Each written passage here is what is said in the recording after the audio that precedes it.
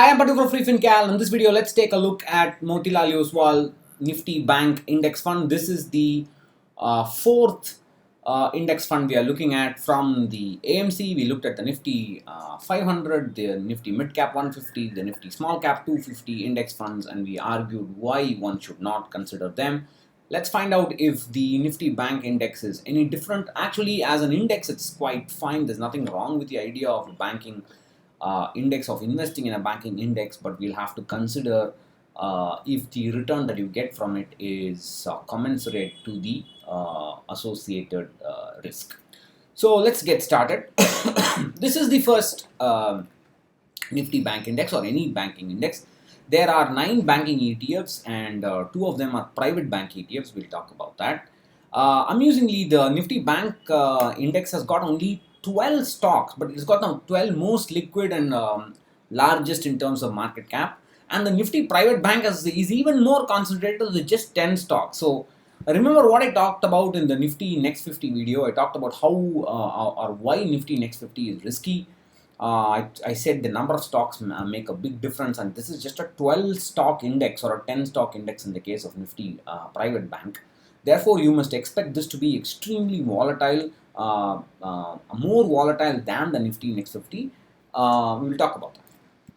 So, first of all, the whole idea of investing in a bank makes a lot of intuitive sense because bank drives businesses. They are the ones who who have to provide loans to businesses. These loans are regulated. The banks are regulated, and therefore they're not some kind of arbitrary loan shark that the business will take a loan from and then not survive to pay it. So they offer. I mean, they're the ones who drive the business, and they also drive consumerism. And they help retail investors achieve their dreams. They help them buy loans, get cars, and in a way they promote consumerism, and they help the industry again. So they are the pillars of our economy, and they have been the pillars of the world economy for thousands of years now, if I'm not wrong, because banks have been around for a very, very long time. So intuitively, you can understand that they will be less volatile than other sectors because they will always have to be in business for the economy to thrive and so on. And this point Motilal Oswal makes in its presentation. So this is its presentation, and they make this point in their presentation by showing that compared to all, this is the last 3 year standard deviation, and they show that the Nifty Bank has got the lowest volatility compared to the other sectors. Of course, in of itself that volatility is high, but compared to other sector funds, this sectoral fund is expected to have the lowest volatility or among the lowest volatility. And they also show graphs, also show another data set. I think, sorry, oops, I'm just going I'm scrolling too fast. They also show another slide where they show that the banking sector is many times bet other sectors and so on. One amusing graph in this is, excuse me, I have a terrible mouse. They say why Nifty Bank Index, and they say Nifty Bank Index has outperformed the broad market indices over the long run. So this is the Nifty Bank on the top, and the orange and the red lines are the Nifty 50 and the Nifty 100 total returns index. If you argue that over the long run the Nifty Bank has bet Nifty 50 and Nifty 500, notice that Nifty 500 has not bet the Nifty 50 over the long run according to this graph. See, I mean, if you are launching a Nifty 500 index and the Nifty Bank Index at the same time, you must be careful and not publish graphs like this, because you're putting one of your you're putting another one of your products in bad light by pushing the banking index and I think the marketing team should be a little more careful than this, and so that is the reason I can show you now. Now you can see the AMC themselves have a graph why you should not invest in the Nifty 500 index. It just is not worth it in my opinion. Fine. Anyway, so they have helped me. All right. So back to this. Now let's take a look at some numbers. My usual graphs. And let's now compare the Nifty Bank, the Nifty Private Bank, the Nifty 50 versus the Nifty Next 50. One thing we should recognize is that the Nifty Private Bank does not have the public sector banks.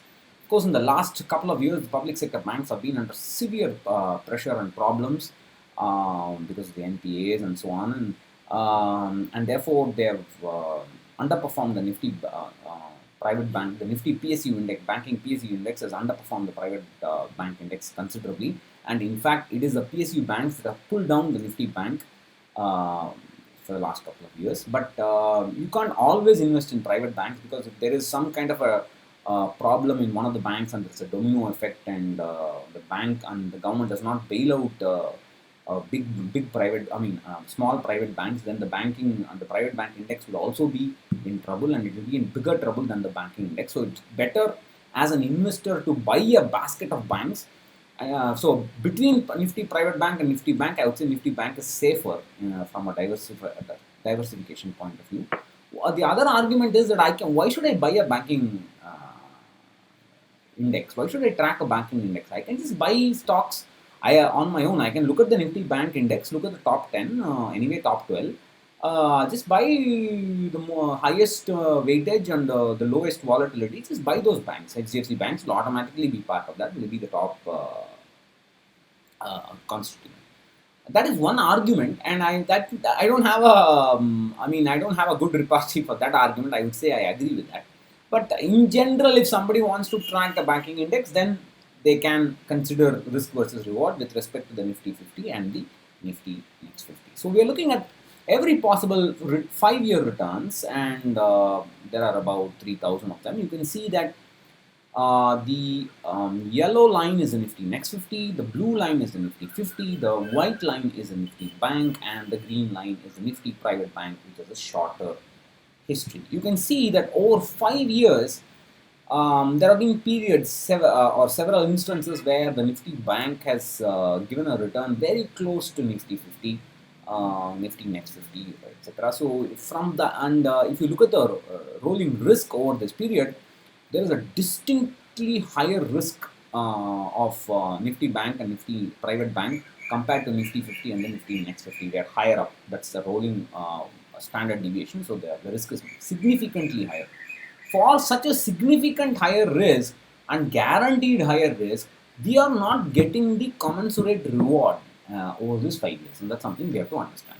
Over 10 years, the situation is a bit different. The reward is there. There's a little bit of extra returns for the extra risk taken, but is it commensurate? Because you have to go through a very turbulent journey to get that kind of extra return. Most investors will not be able to handle it. Therefore, I would say stay away from this NFO or this index. Both private bank index and Nifty bank index, I would say it's very risky for investors.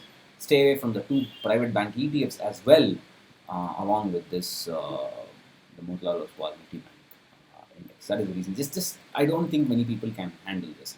To explain what I mean, I've shown you the drawdown. So this is the blue line is the Nifty Bank, and you can see the fall. These are falls from the peak, from the current peak at that point. You can see the drawdowns, and the drawdowns are here in the right axis. Huge drawdowns. And like just few years ago, you got a drawdown of like 30-35%. Huge falls. Most investors can't even handle a 5% fall. They will never be able to handle 10, 15, 20% falls. And those are the drawdowns. And I have compared the drawdowns of the Nifty Bank, the Nifty Next 50, Nifty 50 and the Nifty Private Bank. And you can see that the Nifty Private Bank has got a higher drawdown. It falls more. The risk is higher in the Nifty Private Bank. That's not immediately intuitive. Again, because the number of stocks, it has a lower drawdown. So for all these reasons, I think it's just not the return is not. It doesn't. I think it's not worth it. The extra risk and the extra return is just not commensurate enough, in my opinion, and therefore I think you should avoid this NFO and also the Nifty Private Bank ETFs as well. Just buy individual banking stocks or buy good stocks, solid, robust stocks like HDFC Bank. Then you will be much better off. So that's my opinion. Please share your comments on this. Let me know what you think, and I'll catch you again in another video. Bye.